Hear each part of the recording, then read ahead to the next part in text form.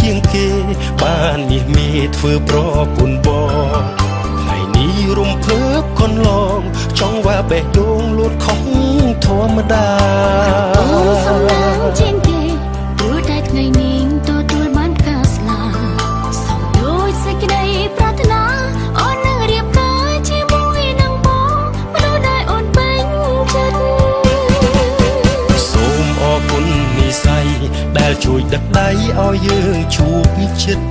សូមអរគុណព្រមលេខិតផ្ដល់ស្នេហាពិនដល់យើងទាំង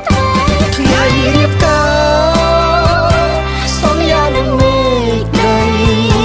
ធ្វើឲ្យស្រីមានក្តីសុខជាងគេសូមសន្យាថាពួកយើងទាំងពីរនាក់មិនបែកគ្នាទេមិនចោលក្តីស្នេហ៍បែកគ្នារៀងរហូត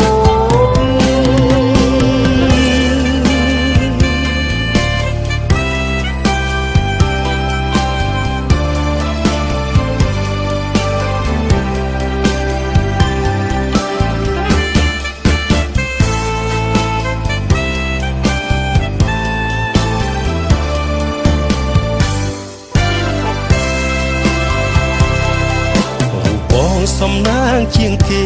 បានមាសមេធ្វើប្រពន្ធបង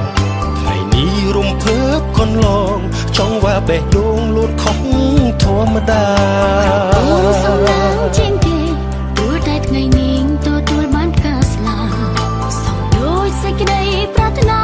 អូននឹងរៀបការជាមួយនឹងបងមនុស្សដែលអូនពេញចិត្តសូមអរគុណនិស្ស័យដែលជួយដឹកដៃឲ្យយើងជួបចិត្ត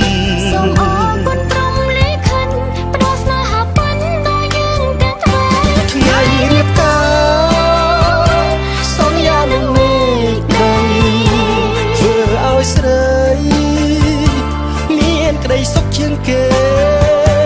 សូមសន្យាថាពួកយើងទាំងពីរនាក់មិនបែកគ្នាទេមិនចោលក្តីស្នេហ៍បែកគ្នារៀងរហូត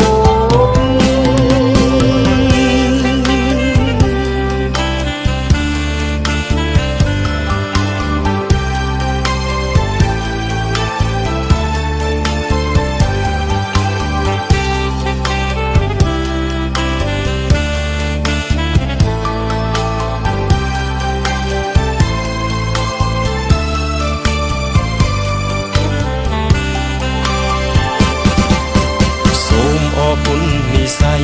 ដែលជួយដឹកដៃឲ្យយើងជួបចិត្តសូមអរគុណព្រមលេខិតផ្ដល់ស្នេហាពិនដល់យើងទាំងថ្ងៃរៀបការសូមយ៉ានឹងមេឃដី